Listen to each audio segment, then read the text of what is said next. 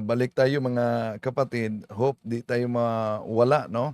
Dahil bigla lang mina yung signal natin at napakaganda ang paksang tatalakayin natin ngayon mga kapatid. Dahil naalala niyo yung modus ng 70 Adventist pastor na si Cesar Dizon na booking. Kaya kaugnay sa matagal na ito na ginawa ng 70 Adventist. Yung fake na obispo, aktor pala, sinuotan lang, at binaliktad ako, yung video na unang ginamit, pinutol ko daw. Sabi ni Mr. Ipapakita ko sa Talibong, inyo. Sandali muna. Punta tayo sa, okay, ito. Ito ang yung bahagi, no, na pamimiki. Pinutol ko daw ito. tao. Bakit? Pinagpuputol-putol mo eh. Doon halimbawa yung sinabi, si Dizon gumagamit ng peke na bishop. Eh sinabi na nga doon sa mismong video eh. Nang sabi doon ay actor. Yung lalaki doon, actor. Pero anong ginawa mo? Pinutol mo, inalis mo yung actor. Ito pa. Ayun, ako ang binaliktad niya. Sa bidyong ito, may sinabi daw umano siyang aktor. May sinabi, pinutol ko daw yan. Inalis ko ang aktor. Nako, harap-harapan na talaga ito. Matagal na ito mga kapatid. Kaya, nakalimutan siguro ni Mr. Cesar Dizon na tinanong ko siya. Ang tanong ko, kung alam mo na hindi yan tunay na obispo na kasuot lang ng kasuotan na obispo, bakit sinabi mo obispo na yan mismo o cardinal? Bakit di mo pinakilalang aktor? Anong paliwanag niya? Nagkawindang-windang tuloy. Pakinggan ninyo ang paliwanag niya. Ngayon, ang sabi niya, dapat sinabi ni Dizon na ito ay binihisan lang o nagbihis lang siya, tapos aktor. Ganon sana. Ito ang sabi ni Talibong. Oh, yan. So, dahil ang unang video na ginamit, wala talagang nakalagay o kahit pa siya, hindi niya sinabi na aktor yon. Malinaw naman, no? Kaya, anong palusot niya dito? Pastor ito ng 70 Adventist mga kapatid. Hindi. Mr. Talibong, kung may nakalagay dyan, no. Oh, yan. Ang kanyang palusot mga kapatid, bakit hindi sinabi na aktor? Kung may nakalagay umano na no entry, Mr. Talibong, kung may nakalagay dyan, no entry. Walang taong nakatayo. No entry. imagine mga kapatid, pasinin ninyo ha, yung tanong natin, bakit hindi mo sinabing aktor, bakit pinakilala mong obispo, ang sagot niya, halimbawa may no entry umano, walang taong nakatayo. Papasok ka pa rin ba? Kung walang taong nagsabing, oy, no entry to ha? Oh, imagine mga kapatid, balikan natin ha. Ang tanong ko, napakalinaw. Nakuha niya yung tanong ko. Ha? Ibalik natin kung ano ang tanong na nakuha niya. Ngayon, ang sabi niya, dapat sinabi ni Dizon na ito ay binihisan lang o Oh, yan. Dahil pinakilala talaga sa kanyang video na obispo.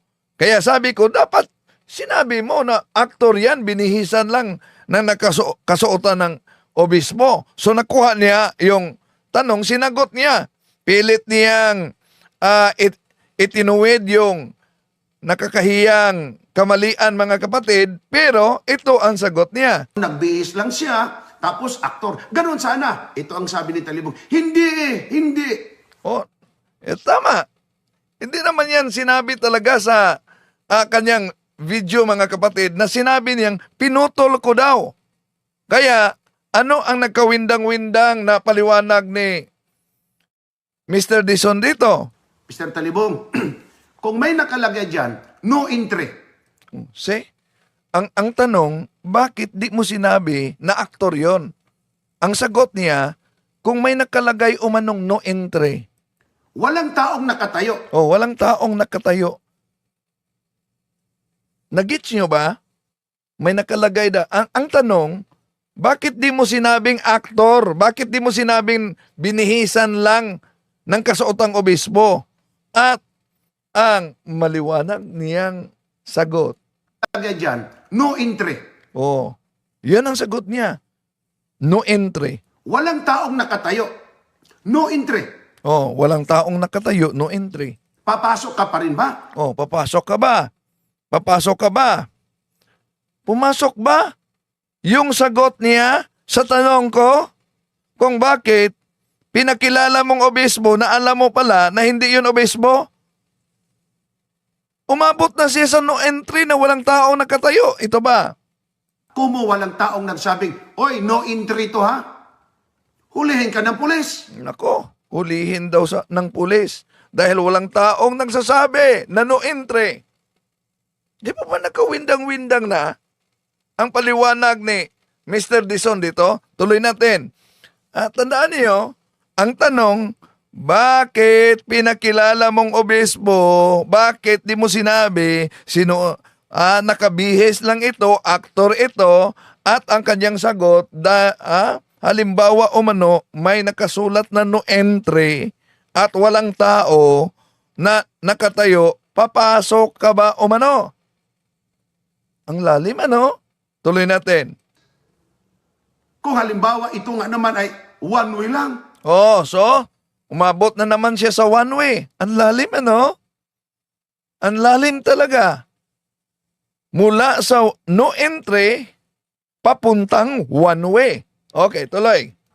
Oh, ikalawa, high voltage. Oh, so, punta na siya sa high voltage. Na high voltage ba sila nang nabisto sila sa pinakilala nilang obispo? Oh, punta na siya sa high voltage. Di ba napakalinaw naman ng tanong ko mga kapatid? Oh.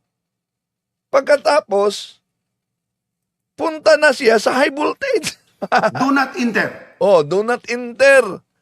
Oh, do not enter.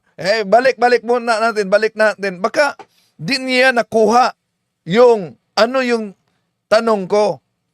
Balik natin. Balik natin, ha? Ngayon, ang sabi niya, dapat sinabi ni Dizon na ito ay binihisan lang o nagbihis lang siya, tapos aktor. Ganon sana. Ito ang sabi ni Talibong. Hindi. Oh, yan. So, alam niya na yung video na una kong sinagot, di talaga niya sinabi na aktor yon. Kung saan, binaliktad niya ako na pinutol yon na video. Iniwasan ko umano yung pahayag niyang aktor. Kaya, noon pa man sinabi ko na, ikaw mismo alam mo na hindi pa na yun tunay na obispo, bakit di mo sinabi na binihisan lang yan? At sinagot din niya dito. Ngayon, ang sabi niya, dapat sinabi ni Dizon na ito ay binihisan lang o nagbihis lang siya, tapos aktor. Ganon sana. Ito ang sabi ni Talibong. Hindi. Mr. Talibong, kung may nakalagay dyan, no entry. Walang taong nakatayo. No entry. Papasok. Imagine mga kapatid, bakit di mo sinabi na aktor pala yon, binihisan lang? At ang kanyang sagot, halimbawa daw umano, may nakasulat no entry. Papasok ka pa rin ba? Papasok ka ba kung walang tao nakatayo? Walang taong nagsabing, oy, no entry to ha? Hulihin ka ng pulis. Hulihin talaga tayo ng pulis, no? Hulihin tayo ng pulis. Ang lalim ng sagot ni Dizon dito, no? Bakit di mo sinabi na aktor pala yun? Bakit pinakilala mong obispo? At ang lalim ng sagot niya, pumunta siya sa no entry, walang tao, papasok ka pa ba umano? Nagkawindang-windang tuloy. Ituloy pa natin. Kung halimbawa ito nga naman ay one way lang. Ikalawa, high voltage, do not enter. So, malinaw yung tanong natin, bakit pinakilala mong obispo? Na alam mo naman pala na aktor lang yon. Punta naman siya sa high voltage. Palibasa yung walang tao nagsabi sa yung high voltage to, do not enter. Enter ka pa rin, ayaw mo makinig kahit nabasa mo ng placard. Makurinti ka, patay kang bata ka. Yan, makurente talaga. Lalo na pag magpakalat ng kasinungalingan, makurente ka. Patay kang bata ka. O, isa-isahin natin. Kung maalala ninyo mga kapatid, binasa natin yung aklat ni Ellen Goldwhite na yung Seventh-day Adventist ay itatapon sa impyerno. May sagot din si Dison kaugnay diyan. Ito mga kapatid. Ito, common sense number 3, Mr. Talibong.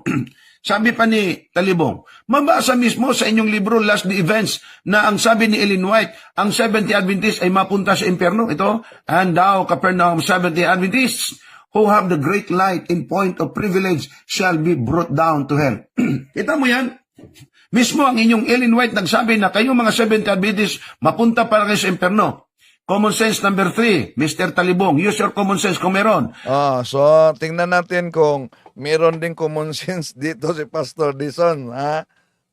Batay sa binasa natin at pinaliwanag niya. Alamin ang punot dulo ng kwento. Alamin daw ang punot dulo ng kwento. Bago ka magsabi, ang Seventh-day Adventist Church ang tinutukoy dito. Common sense number 1, para maintindihan mo kung ano pong logic ng English. Tingnan natin mga kapatid kung anong logic. Sa paliwanag pa lang niya na very common sense yung tanong, umabot na sa no entry, pati na sa high voltage. Okay, ito. And thou, Capernaum, Seventh-day Adventist, walang sinabing church. May Seventh-day Adventist, plural, pero wala daw church. Yun ang palusot niya. So, ibig sabihin, pag Seventh-day Adventist, walang church, hindi yun church. Ganon ba, Mr. Dison? Dahil nakasulat Seventh-day Adventist? Okay, tuloy natin. Kasi pag sinabi mong church, kabuuhan na ng simbahang Seventh-day Adventist yun. Pero may sinasabi dito, Seventh-day Adventist, plural, may S. Plural, may S. May tinutukoy siya dito na tao. Halimbawa, Natural. Sino tinutukoy niya? Ang Seventh-day Adventist, di po ba? Ang tinutukoy niya? At itong Seventh-day Adventist na tinutukoy niya, saan iyon dadalhin? Sa impyerno o sa langit? Tuloy natin.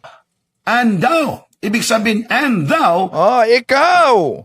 Ibig sabihin, at ikaw. At ikaw. Capernaum. Seventh-day Adventist. May tinutukoy si Ellen White. May tinutukoy talaga siya. Kaya hirap talaga lusutan itong aklat ni Ellen Goldwhite na founder nila mga kapatid na ang Seventh-day Adventist ay itatapon sa impyerno. Kung ano. At kung ano man ito, yan ang dapat mo maintindihan kasi intindihan mo lahat ng Seventh-day Adventist ma-impyerno. Yan ang intindi umano, lahat ng Seventh-day Adventist may impyerno. Siya mismo ang nagsabi, plural. Seventh-day Adventist. Hindi, sinabi diyang some, few. Di ba? Pero ang nakasulat, malinaw. Seventh-day Adventist. Ang hina talaga ng iyo talaga. Ang hina talaga. Ituloy mo pagbasa. Seventh-day Adventist, who have the great light. Imagine, Seventh-day Adventist who had the great light. Anong resulta? Hanggang signal, Mr. Talibong. Sorry lang ha. Sorry lang talaga kung yon ang pag-unawa sa pastor ng Seventh-day Adventist, mga kapatid. Hindi kita tinitikis o sinisiraan, pero talagang hindi ka nakakaintindi. Dapat makaintindi Ay, tingnan natin kung sino ang di nakaunawa dito kahit na sa kanilang aklat. ka sa tinatawag na Ellen G. White Hermeneutics. May Ellen G. White Hermeneutics. Akala ko ba yung sinabi mo, dinadagdagan ang Biblia? Ba't may Ellen G. White hermeneutics pa kayo. Sige lang, patuloy natin. Right, Ellen G. White, Interpretations of the Writings of the Spirit Ang tagal. Ang tagal talagang pumunta na itatapon sa impyerno, pumunta pa sa hermeneutics. of Prophecy. Dapat maintindihan mo, itong tinutukoy na, and thou, Capernaum, sino itong tinutukoy ni Ellen White? Seventh Adventist Church ba? Kumu wala namang church dito eh. Walang church dyan. 70 Adventist, walang church umano. Kaya 70 Adventist lang, walang church. Sino ang tinutukoy ni Ellen White dito? Na meron pong tinatawag na great light in point of privilege. So ibig ba sabihin yung 70 Adventist Church ninyo, walang great light in point of privilege. Pero nagtaka tayo dito dahil 70 Adventist na merong great light in point of privilege. May privilege, merong great light. So may great light, meron pang privilege. May dakilang May dakilang, tama ka. at tinatawag na liwanag. Ating alamin. Yang binabasa mo, Mr. Talibong, alam mo, sa totoo lang, gustong-gusto ko pagkapag-uusapan natin ay Spirit of Prophecy. Oo, so hindi yan Spirit of Prophecy ang binanggit yan. Nasa aklat yan ng Last Day Events. So,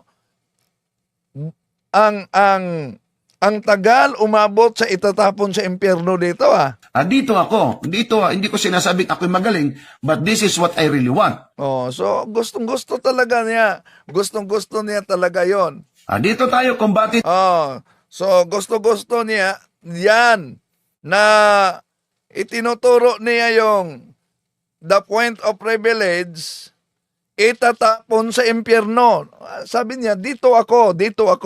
Tayo dito, walang problema. Walang problema. Walang problema ba yung itatapon sa impyerno? Pero ito lang masabi ko sa iyo, pag-aralan mo ng mabuti, hindi lang mali ang hinahanap kasi wala kang makitang mali. So walang mali daw. So ibig sabihin, tama yung 70 Adventist na itatapon sa impyerno. Di yun mali. Iniwasan niya yung itatapon sa impyerno dito. Ang tagal nakarating sa itatapon sa impyerno.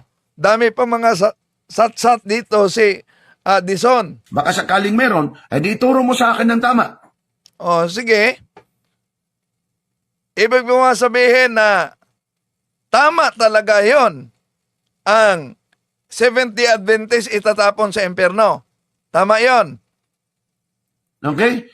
Kasi ang totoo lang, kung totoo namang 70 Adventist Church ang tinutukoy dito, di ako magagalit. Kung totoo. Nagagalit pala siya. Dahil kung totoo, sino ba yung 70 Adventist na binanggit ni Ellen Goldwhite? Ang palusot niya, walang church kasi. Sino? So, dun umano ang gusto niya. Well, pakinggan natin si Dison dahil ang binanggit niya na ayaw niyang banggitin yung 70 Adventist itatapon sa impyerno. Pakinggan natin si Dison. Si Dison ba? Bilang pastor, yung pangalan niya ba ay nakasulat sa langit o nakasulat sa kamatayan? Mas mabuti na siya mismo ang magsabi. Naglalakad ka siguro at gusto mong hanapin ang mga ini-expect mo na sa langit. Panginoon, ano yan? Aklat ng buhay. O Panginoon, anong ibig sabihin? Lahat na nakasulat dito ay maliligtas. At ganun nga, Panginoon, ang aming church elder, mabait yun.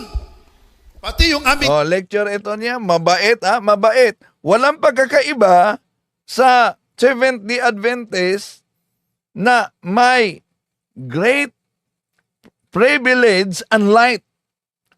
Mabait ang church elders nila.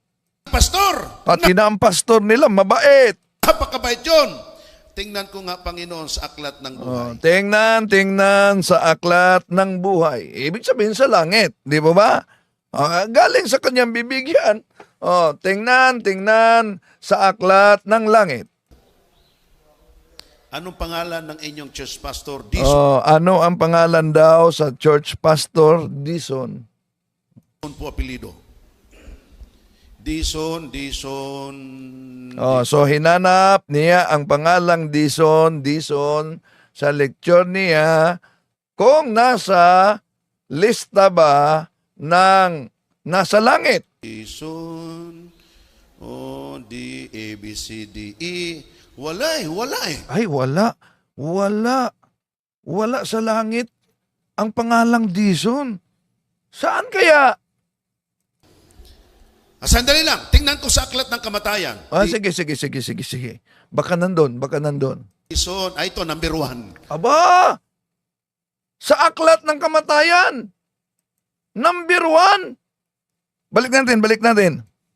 Dison, ito, number 1. Oh, yun. Siya mismo ang nagsabi niyan, ha? Kaya, dito pa lang sa kanilang pangararal, nagsusuwaga na. Pag mabuking. So the word Kyriaki lang, hindi Lord's Day. Ang Greek word sa Lord's Day is Kyriakis. Okay? So the word Kyriaki lang, hindi Lord's Day. Ang Greek word sa Lord's Day is Kyriakis. Iyan. Pastor versus pastor, mga kapatid. Itutuloy natin ito. Kaya nga, ang kasinungalingan, pag ito'y palaging inulit-ulit, magmukha talagang parang katotohanan. Lalo na sa ating mga kapatid na kulang ang kaalaman. Yeah? So, tuloy natin ito sa susunod.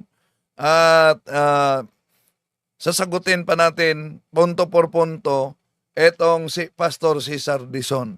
So sa pagkakataong ito, pasok tayo sa ating punto por punto, mga kapatid. No? So anong masasabi ninyo sa mga nagkawindang-windang na pahayag ni Pastor Dizon? Comment below, mga kapatid. Okay? So pasok tayo.